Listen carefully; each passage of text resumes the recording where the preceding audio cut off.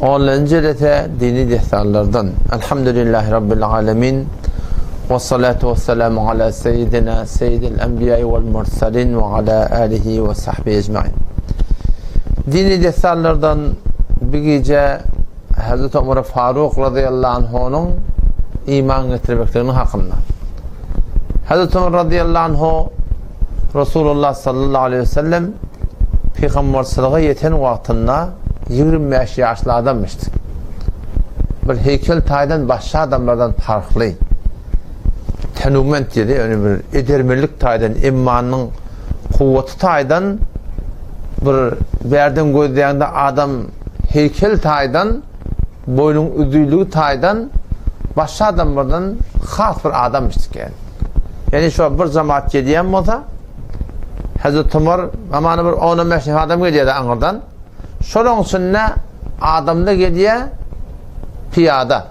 Hazreti Ömer şunun ağını piyada geliyor. Hazreti Ömer şunun ağını atlı alaktı diyordu. Size bir khas bir heykelli adammıştık yani. Bir hevre dorege bir yoğun teti devammıştık yani. Bir khas bir adammıştık. Resulullah sallallahu aleyhi ve sellem şu peygamberine yeten vaktinde hop teyde bir davet ortaya veriptir. Teyde bir gurun ortaya veriptir. O şun üstünde kulli Mekke'de dava döregli. O geçenki detaylarda geçti. Şu Atbu bin Velid ne dedi ki Peygamber'den Nauzubillah şey diye de sen yal teleke cevabını görmestik diye. Yani hem bedadan arasında düşmanı yokluğu, kin yokluğu, adavet yokluğu. Bütün günümüz aynı bir gevrel denanı oğlan doğuracak olur. Sonyalak oğlan doğuracak ona çığırıya denanıcı da bilmeni. Yani bütün günümüz sonyalak kaçan bir çetten bir kıyık çıyık turup da bir kılcalıp birbirini doğurup da birbirini öldüremeli. Teşfir'in Peygamber'in solan arasına aydan hak kep derekli nemiştir? Bölük bolupturlar yani. Onun için arada Hazreti Ömer radıyallahu anh da şu zamanla butperest adamdan biri, müşrik adamdan biri. O şu zamanla iman getirmedik vakti. Hazreti Ömer radıyallahu anh iman getirmek gibi onun için bir mukaddeme oluyor. Mukaddeme iki taraftan oluyor. Biri Hazreti Amr ibn As radıyallahu anh bir ayetiyen kurulma inna vecedna hayral hayri fil kurh diye. Biz kavuyunu kıyınçılıkta taptık diye de. Yani her vakti ki Allah Teala'nın tarafından bir kıyınçılık bulanına, darang diren bulanına inna Allaha ma'as sabirin Allah Teala sabretiyeli ben şu an sabretele Allah Teala tevekkül etele şu an iyiden giyinçlik buluyor. Öyle kullen zindigiyi de şeyle öyle. İnne ma'al usri yusra'da kıyınçılık bulan yenilik var diyor Allah Teala. Hem işte kullen zindigin öyle durmuşsun öyle Huday Teala'nın düdüğünü şeyle. Hatta sen şu an iman taylarını kuvvet tapacak olan önçesin öbür geçirmeli yağdaylan ma yürek kuvvet olmaklığın yüreğin yok tatlı düşmeklığın şunlara istiqamet etmekliğin de idinden bir yatırıp geliyor. Hemen türü alakanam ele geliyen hatta yani. Allah Teala'nın hem bir makamlar da olacak olan ve cealna ba'dakum li ba'din fitne admayış taşta varan dekile şol admayışlardan geçmeklik gelir. Hazreti Ömer radıyallahu anh iki taraftan tevep buluyor iman getirmek yerine. Biri çarşamba günü Resulullah sallallahu aleyhi ve sellem davet verip bir vaktinde Hazreti Sıddık radıyallahu anh Mekke'nin haramına varıp çarşamba günü heyverin bir Huday Teala'nın evip davet verip şu da adı var kafirle bilen karşı duruyordu. Bunu da daşını alıp şu kafirin ulu kolları yani gulam angri beyler diye sorur vurun sıkarı inip şundan vurman duruyor Hazreti Sıddık radıyallahu anh her yerden vurman duruyor kevuş bilen, el bilen, yumruk bilen tayak bilen hakkıyt aşağı alıp süyündürdü diye de kullen hiç kim şek etmeyedi diye şu ölmür deyip diye yani kullen bihuş olmadı ganiden öt veren ağıl, göz, burun hiç sahibi bildi diye yani. Otan şatadan Ankara'dan Hulata Hazreti Sıddık radıyallahu anh tayfatı geliyor. Ulatan bunu çadıra alıp da alıp gitti diye Hazreti Sıddık radıyallahu anh.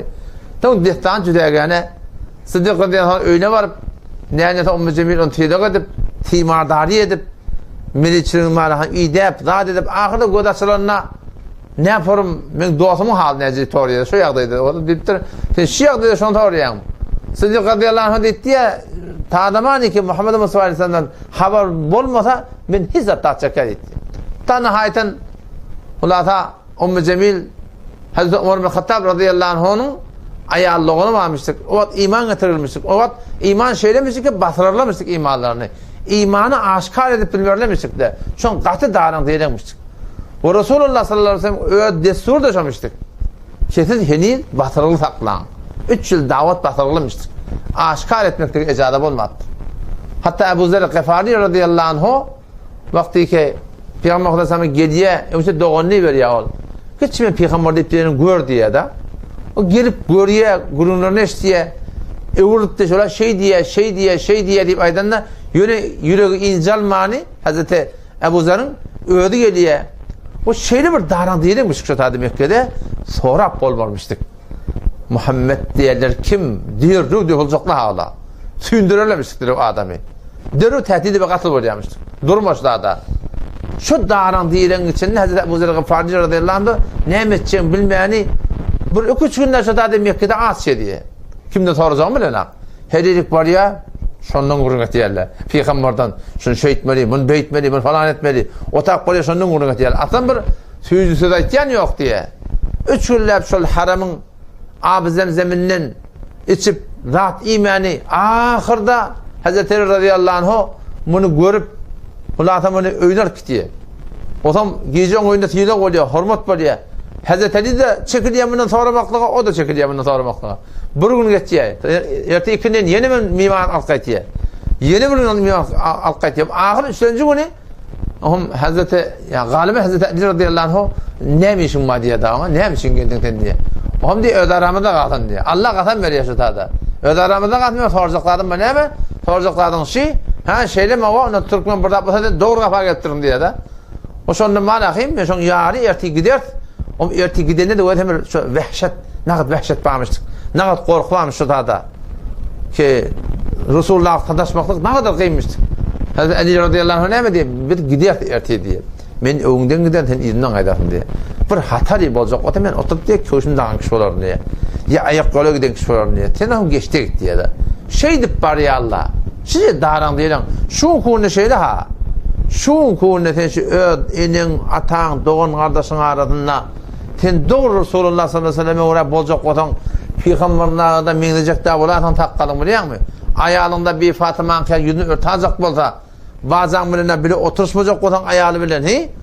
Sonra meneş geleceğinde salam verenle bana namehen deyip salamını almayacak olsan ben küllü malahim esen malahim bir başka bir yurttan başka bir Kur'an okuyan yanak başka bir dine giden yanak etiyerledeni ne mi deyip oturman bilen aklatları hani kesilerde Kur'an ne gelir hadise sırahaten gelir mezhebin ölçündeki bağda o da sonra var iman getiriyor Peygamber sana sonra deyiptir sonra da diye da ki ya bazılar deyiptir daran diyen vakti bir henüz zayıf git qavmun bilen bola Gıfar diyen tayfadan Hazreti Ebu Zer Gıfari diyen de bilmeyeni şu Gıfari der Gıfari de Gıfar tayfadan Gıfar Ebu Zer Gıfari şu sonra Peygamber ona diyesi ki ya bazılar şeyle daran diyen vakt düşmanlamız kem bir henüz zayıf sen git bir giyişlikte gel bu at diye bolmuyor ya Resulullah diye men lap şu kafirlerin ağına barıp şu kelime-i imanmen aydarın etti.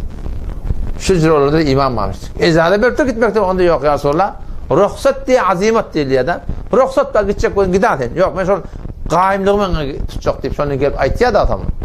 O zaman şundan dokulayarlı da evet. Bir cemaat Mekke'de gitmeye bir adam bir beygiraya çıkıptır. La ilahe illallah. Ey adamlar fakat Allah'ına ibadet etmeli ha. Fakat Allah'a layık ibadet. Oğlum olursa dokulup vura. O şu arada galiba Hazreti Abbas radıyallahu anh ödün dünyada baba bula Gıfar tayfadan diye. Bizim de diyenler kim ticarete gidecek o da Şam'a karşı böyle şeyler doğuşlan obanın önüne geçmeli. Nece geçme olur diye. Buna da attım ben böyle iş verir diye.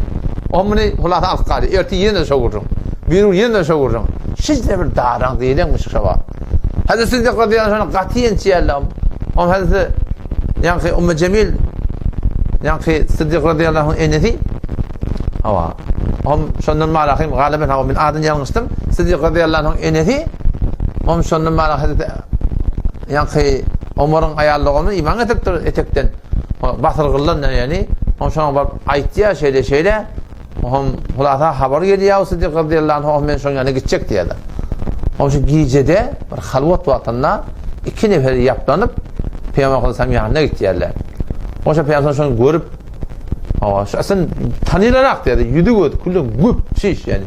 Göz, burun, doğduk hem de şöyle yap oturdu yani. Güp şişti. Adam şundan ağlap, zat edip şu dağın diyende Resulullah sallallahu aleyhi ve sellem şu çarşamba günü perşembe gece oluyor da Peygamber şunu dua ediptir. Ya Allah Amr ibn Hişam'a, Amr ibn Hattab'a ya Allah sen haydi birinden biri bilen İslam'a kuvvet ver diye Huday Teala. Peygamber şeyden dua sol şuna bir mukaddeme oluyor şey Allah Teala'nın takdirine bir mukaddeme oluyor suretinde şeyde var Hazreti Ömer radıyallahu anh iman getirmekle bir dua oluyor şuna hakkında. Adam işte arada sonra da ne yaparım oluyor? Ebu Cehil kabul olmadı. Ama Hazreti Ömer radıyallahu anh kabul oldu. Hazreti Ömer radıyallahu anh o da ikisi de bir zahiri göründe bir adamşılar. İkisi de zahiri göründe bir adam. Hazreti Ömer de Müslümanlar yencip ya, horlap ya, vurup ya, kenidini, erkeğini, dini anasını. Ne mi deyip şunu da düşüyanı, Muhammed'in de düşüyanı deyip. Aynen şöyle işi Ebu Cehil etkiledi. Ebu Cehil Hazreti Ömer radıyallahu anh dahi. Dahi yegen olup ise Müslümanlar başlaşan olkan belam olturlar. Yani Allah Tebarek ve Teala Hazreti Ömer'i kabul etti. Ne mi deyip? Şunun düşmanlıktan fark ettiyenmiştik. Niyetleri düşmanlıktan fark ettiyenmiştik. Hazreti Ömer radıyallahu anh yüreğine ben şula şeydi başta din getirttirler. Mekke ala talan tattırlar. Ara gurun tattırlar. İhtilaf oklaptırlar. İki bölük bu çeyrek boltturlar. Şıpırın Mekke'ni var kullem mala ağlarlığı talıqlayıp şoňa narahat bolup düşmanlyk etdi. Yani bir maqam bilen, mensep bilen, riyasat bilen, ödüm bolanyň ýok, o jogurun ýok. Ama Ebu Cehil nämetdi? Ebu Cehil ol ýok, oşol adynyň ýerinde, awraýynyň ýerinde. Bilmändirak Türkmen bir bolsa doňu diýär bilýär. Hatta şol Ebu Cehil'in ödi galiben o biri Utba, o biri galiben Hazreti Ebu Sufyan şu iman getirmedi wagtdan. Şola bir gece Peygamber Aleyhisselam şan Mekke'de namaz okuyup tuğa, şu berden barıp şoň Kur'anyny kulak atýarlaşylar. Peygamber namazda Kur'an okuyup, orada Kur'an düşünýärler da, Kur'anyň näme diýenini onu hewre kabul edýärler. Hey şu bir Maktumulin şair näme düşünýär? Türkmen dilinde näme düşünýär? Ya hemen şu kelalda bir elew diýende biz bilýäs, şu kelalan adamy şey. Şu elewnen aňlaýar şoň ýa. Keplemete dursun şeyden. Onu da bizimkini anlayalım. Onu da şu Kur'an'ı, şu Kur'an bir kepta, şu Kur'an'ı anlarlamıştık. Şu adamın kefi de, zının da kefi de, başka bir kep deyip düşünürlemiş. Şu an ben şunu düşünemem. Ben imanım var Kur'an'a. Hemen canım imanım var Kur'an'a. Yani şu Kur'an Arabi'de ne yaparım fark ettiği şey. Bir anlar başarımda. Ama şöyle anlarlamıştık. Şu adamın kefi de fark ettiği. Fark ettiği sen zahiri anlayar mı? Ama onu başka bir şey anlarlamıştık yani. O zaman şundan bunlar dana çedim Kur'an'ı kulak asıp duruyorlar. Erti o zaman bana dana tanına birbirini görüyor falan. Sen de var. Niye bu kumpet yerler? Şu Kabe'nin yankı köyünü var ya. Şu bu kumpet bana Kur'an'ı kulak tuturlar. Birbirinden haberi yok diye. Dana tutuyor birbirine. Sen demiş yani. Sen demiş diye. Şimdi Kur'an kulak atmaya baba birini uğrak gelme iftak deyiptir. Millet bizi görse millet dolanır deyiptir. Bu ne böyle? Ondan sonra söz et yerler. Uğrak gelmelilerden. Ama onda da Kur'an'ın tüyücülüğü Ebu Cehil koymaptır. Utba'nı koymaptır. Şeyba'nı koymaptır. Yine de ertaşam şola işitmeyene geliyorlar. Yine birbirinin haberden dağıtan yeni birbirini görüyorlar. İkinci şey tekrar, üçüncü şey tekrar oluyor. Adam sonunda yankılan bir Ebu Cehil'e duran tem bilmiyor şu hakta onu. Onu bileyen ihtiyada. Bilmeyen duran biliyor şu hakkı. Onu ne kabul eden hak? Onu bula Benu Haşim deyiptir. Peygamber'in tayfasına ya da Benu Haşim Kureyşiyle Kureyş kardeşim köpnesi var olan Kureyşilerden Benu Haşim'le bula şu form evvel Hazreti Suriye dedi biz de verdik. Bula tamirdi biz de verdik. Yine bıraktı biz de ettik. Ünlü diye bula bizim adam peygamber var deyipti. Bizim adam peygamber yok. Münnece denglik etmeli. Şola şeyde bir dünyaki maksatlar direktif peygamber kabul etmektir. Ama Hazreti Ömer radıyallahu anh düşmançılığı onun türlü değil yani. Çünkü şeyde yani bir adamda var edep olsa edep bağdaşlar edep muhim zaten yani. Edep adamzadi hakka yetiriyor. Edep Allah Teala'nın temel gözünden düşürmüyor. Bir edebi adamlardan Hudaýdan gözünden düşürýän zat. Teýsabet Yani Firavun'un cadugerleri ki 70-72 ne vermiş şola? Vakti ki şola anırdan geliyerler. Ve ca'as saharatu Firavun'a. Cadugerler geliyerler. O zaman onlara dünya mal söz veriliyor. Siz şunu fakat yenin. Siz anır başın makamlı dereceli adam olacak. Meydana geliyerler. Şimdi düşman mutlu da şola. Şu düşmançılığında da şu cadugerler kalu ya Musa imma en tulqiya ve imma nahnul mulqin. Seni unça koyacak mı? Bir doklayıp deyip dursa. O da ya Musa deyip durlar. Edip başladı biliyor musun? O şu Hazreti Musa aleyhisselatü vesselam kâle bel ulku oklan deyip diyordu. İşte edebi ayet edip durlar şu dağda. Şu edip Allah'tan avul ahir öğüdüğü uliye ulamalı bir dağda diyor şu edip tebep oldu şunun marahim iman netip etmeklerine diye. O da şu dağdan dini umurda edebi hava riayet etmeli. Hatta dini öğreten adamlara edeb riayet etmeli. Aksakalın hakkında edeb riayet etmeli. Şu da hatta eğer riayet edilmede hem marahim Hudaytem gözünden şayardan yani. O zaman şundan Hazreti Ömer radıyallahu anh da şoban düşmanlığı edip bir adamdan beri. Ama yüreğinde bizlere bir edebi etmek, bir ihtirami etmek yok. Şu bulup bir doğru edip ölçünsüne göre eve geliptir da. Takotandan bir Qoreyşiyle ellerine gelen netiyerler. Her nimet yerler. Peygamber sallallahu yengecek kor başarına aklar. Ama ahir nimeteydi. Nimet verip olur. O da şundan bir 3 milyon kurdular ya. Hazreti Ömer radıyallahu anh 3 milyonda yaş başta oldu şundan ahirde bağmıştı. İblis de anırdan geldi diye. O bir khas celete şimdi Mekke'nin kaptalcığında bir kıyışarak yer vardı şu var. Şu tağda Mekke'nin adamlarının ulu kolları, şehirdalar, bağışlarlar diye yanak. Şöyle oturup şu tağda hakka ciletlerini vuruyorlar. Her bir adamın talana aklı ölürler. Nimet edildik burada söylüyor. Peygamber nimet verdi. Şu Muhammed'e nimet verdi aleyhissalatü vesselam. Şu nimet verdiğin üstüne anırdan hamur yaşlının da bir girdi diye. Şimdi onda iblismiş şu anda. O da maslahata koşuş ya. Kahmanın şeyle. Şu nimet verdi yıkıcı yol öldürmeli yerler sonra. Yıkıcı yol öldürmeli oluyor. İblisin maslahatı şu oluyor ki her taifadan bir adam geldin falan sağdan vurup seni öldürtürler. Ki ertekun malahim Benu Haşim de Muhammed Aleyhisselam taifadı Peygamberden ağırdan bilmezler. Peygamberin kavmundan ağırdan bilmezler. Ne etecek falan yetek tabi öldürtürler. İblis şu meşveren veriyor. Şu maslahattan turupturlar bir rivayete göre. Yetekli olup da Peygamberin kapısında oturupturlar. Ama Allah Teala hemen öğrenene de Huday Teala o koklaptırlar. Peygamberin bu çıkıptır sonra. Şu celletten birine nimet veri bu rivayette geliyor hava şunu öldürmeli. Kim öldürtmeyecek onu ettirdi. Hazreti Ömer radıyallahu anh sonra iman getirmedi. O kadar beni öldüren deyip duruyor da. Sen masalarını deyip duruyor sonra. Onun sonundan turup kaydıp elinde de kılıç hevuren kahar veren geliyor. Ama evde galiben hava.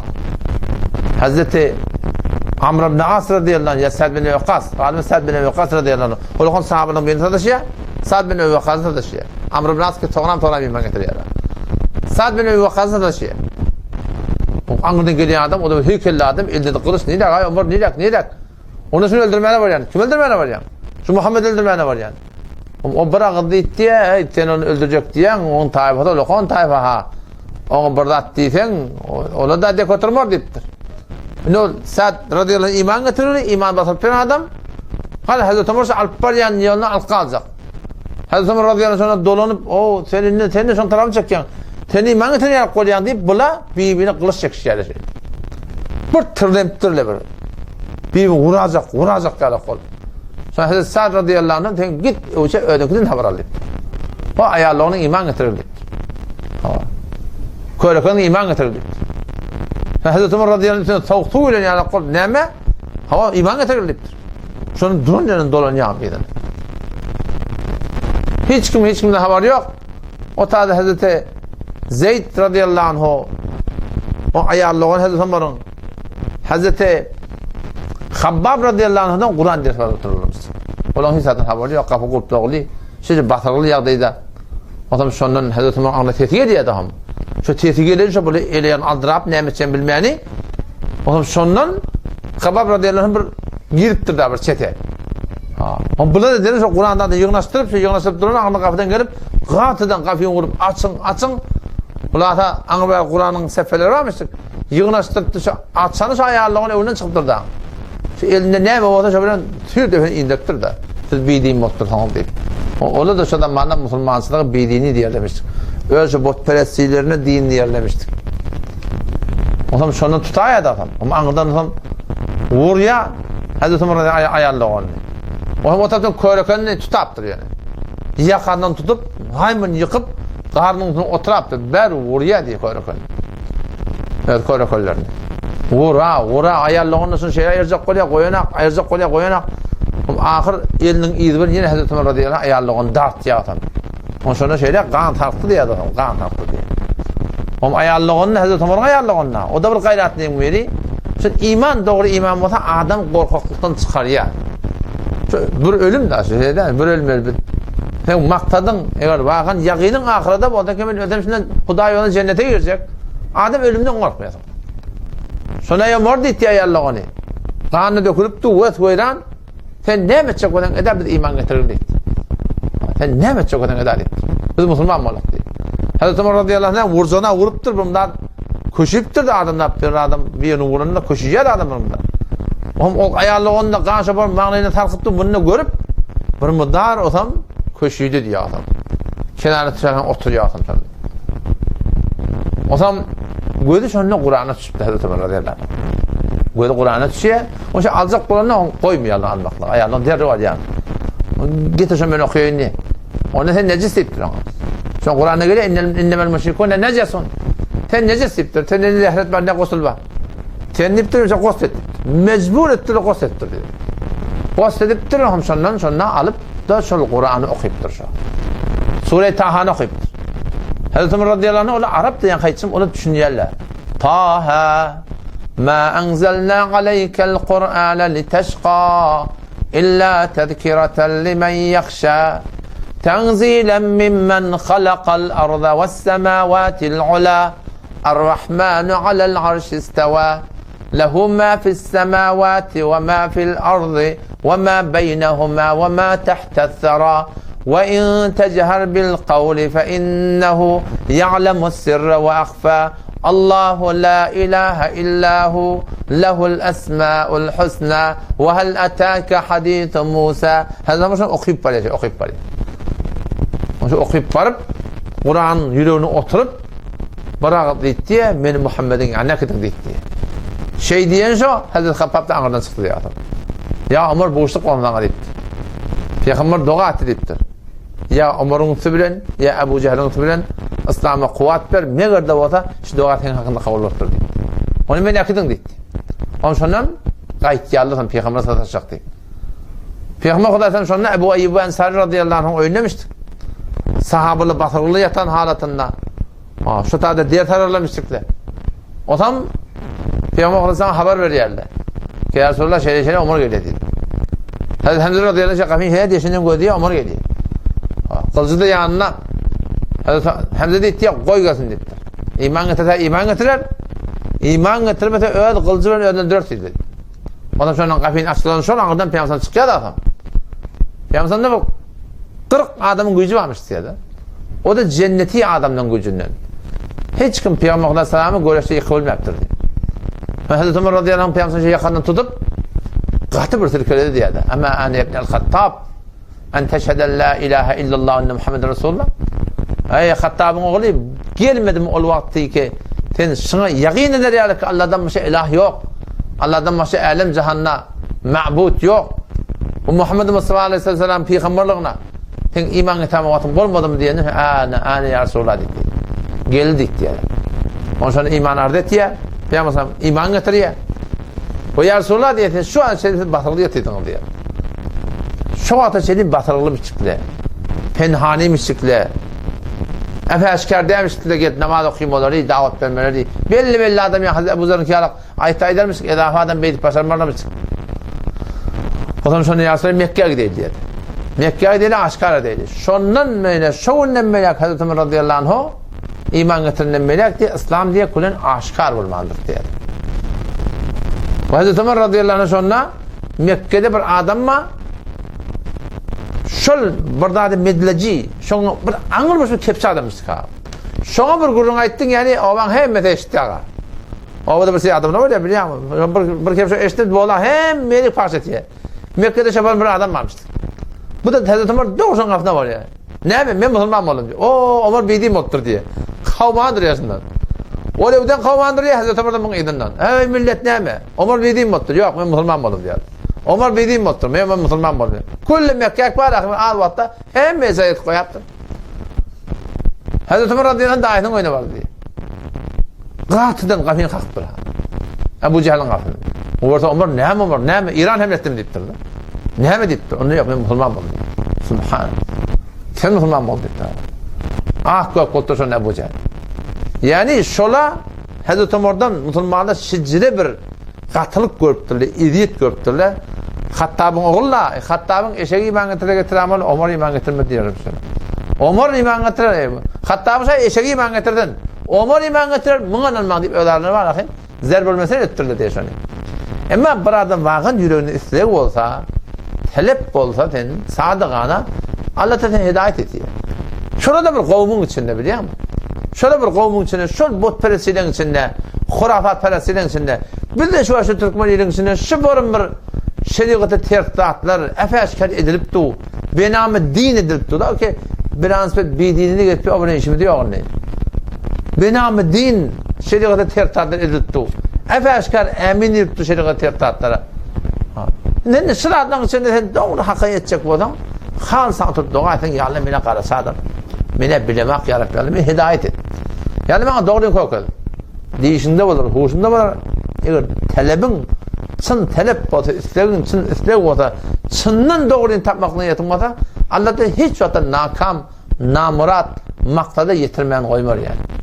Deyişinde olur, huşunda olur, Allah'ta verirse nimet yer, hidayet et. Şu da yani şöyle bir adamlar geçiptirler. Bana sana verilen nova, bir dinle geçip gidecek. Allah Teala hem dünyanın hem ahiretin hoşluğunu kamil dinle koyuptur. Bir dinimiz kamil din. Yani şu din kamil din yaşayacak, kamil gelecek, ona hem zahmet çekmek gerek. Onun şu tarzdan özümüz zahmette olmalıdır hem işe. Resulullah sallallahu aleyhi ve sellem Miraç gecesinde ferişleri görüptür, beceriyeli diye, kasır beceriyeli, ıslakır beceriyeli, avuduna zahir beceriyeli, vaktada duruyor Allah diye.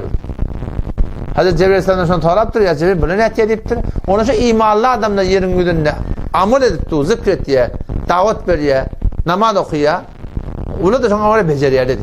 Orada duranı burada duruyor dedi. Onun için da vaktimi değil, yani taksim etmek gerek halal olmadan şimdi zahmet çekişimi diyelim. Beşat namaz cemaate kaim olmalı. O şart uğratınla öğrenmeden şimdi var vakt koymalı. Bu hemen olmayalım. Allah Teala asan etmedi. Buna ne etmedi? Dua etmedi. Asan etti. Allah Teala tevfik versin. Vesselamu aleyküm ve rahmetullah.